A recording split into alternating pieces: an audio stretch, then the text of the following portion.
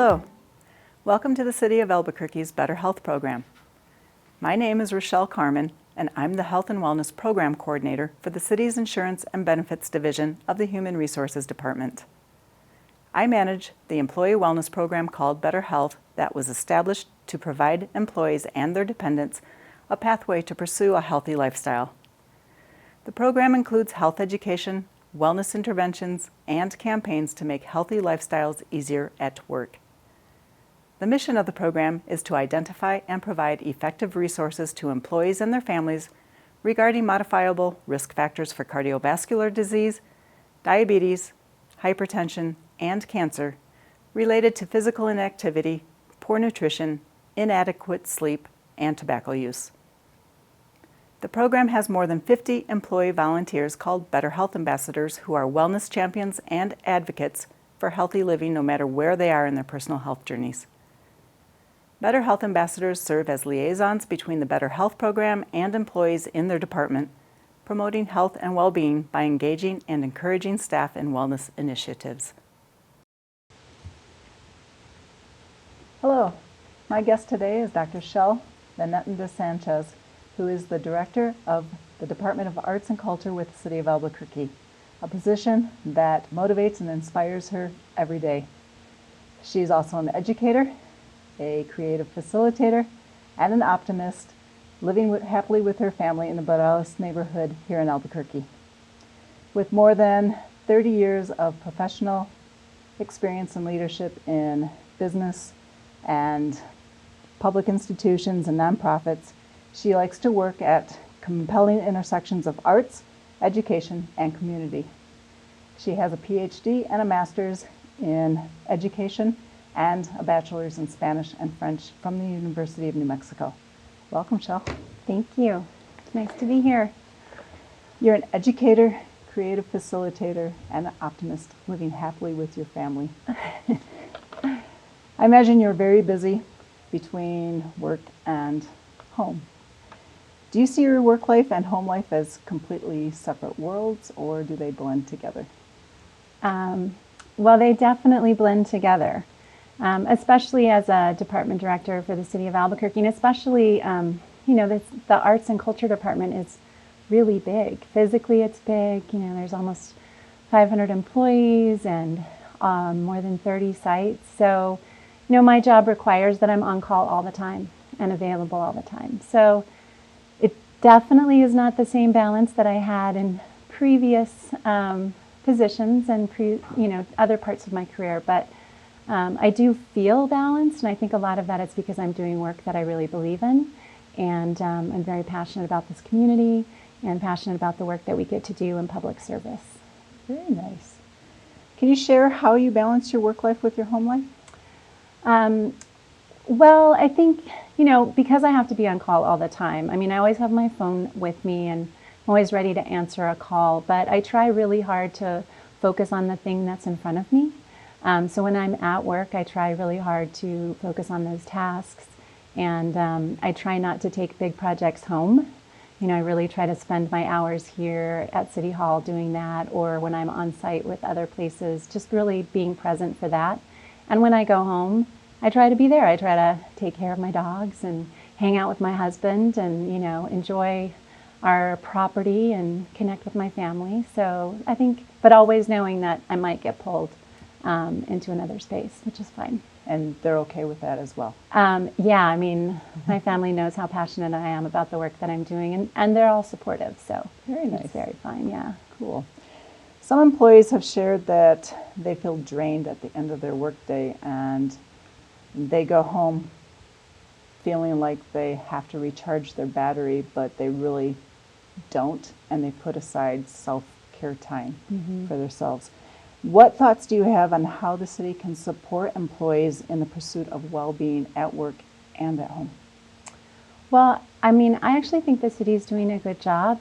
I think there's been a lot of initiatives, and there's a lot of kind of encouraging programs. At the beginning of this year, you had the Steps Challenge, 10,000 steps a day, and I got 3 of the other program directors to go in on a team with me, and we all got out there and walked almost every day, and some of them had not, been walking consistently, and So I think those kinds of programs are great challenges. I think just having access through like our Presbyterian health plan and really taking advantage of the gyms that you can easily be a part of. I mean, a lot of information comes out. I think the city's doing a lot of really important and helpful things already, and it's just a matter of, just encouraging, because that one program that hits for somebody can really shift where they are. So, It's nice that you're encouraging your colleagues to get Yeah. involved more too.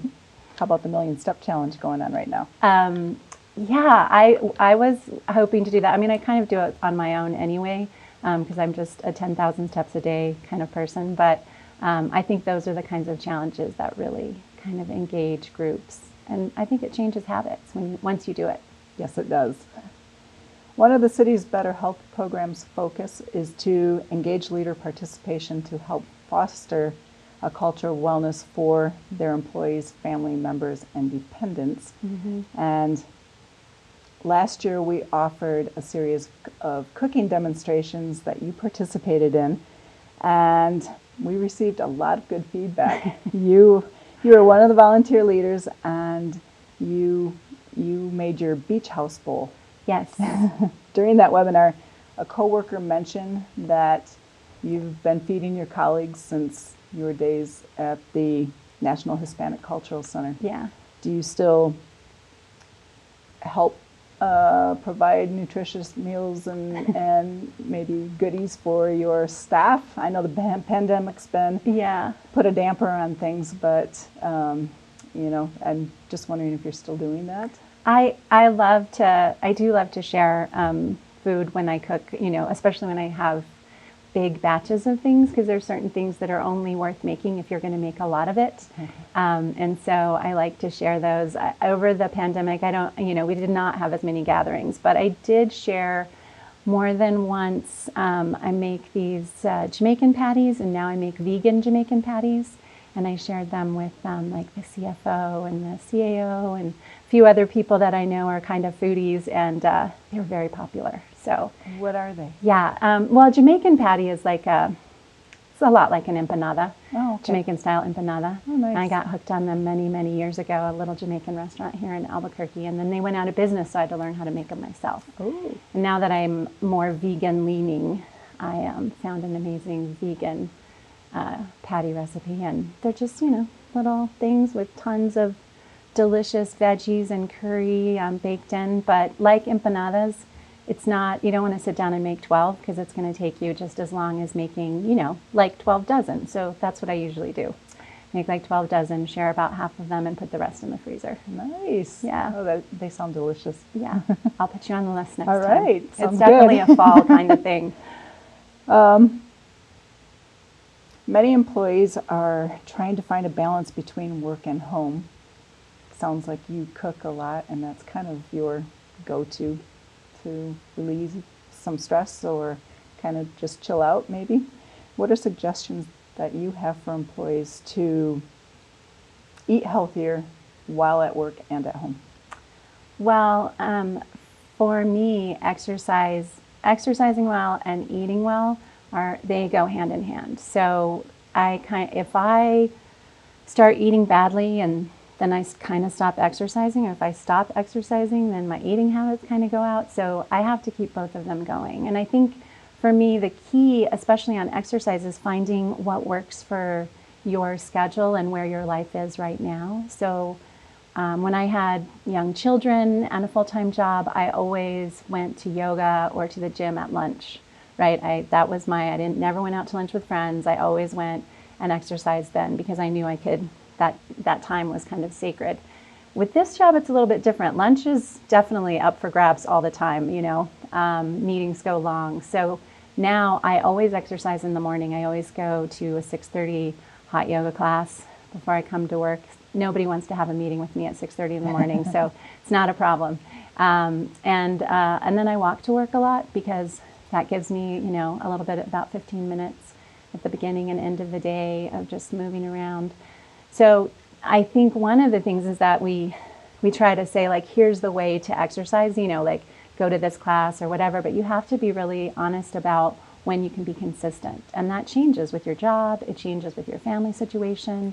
And so, and even what works for you changes. You know, I used to love to run 10Ks, and now I would not even run a block. So I think you have to just constantly be adjusting. That's great advice. Yeah. So, well, thank you for joining us today. Really appreciate it. It's been delightful, and now I'm hungry for those empanadas. I hope you, the viewers, found today's information beneficial and are encouraged to participate in some of our better health initiatives throughout the year. Until next time, be well, be healthy.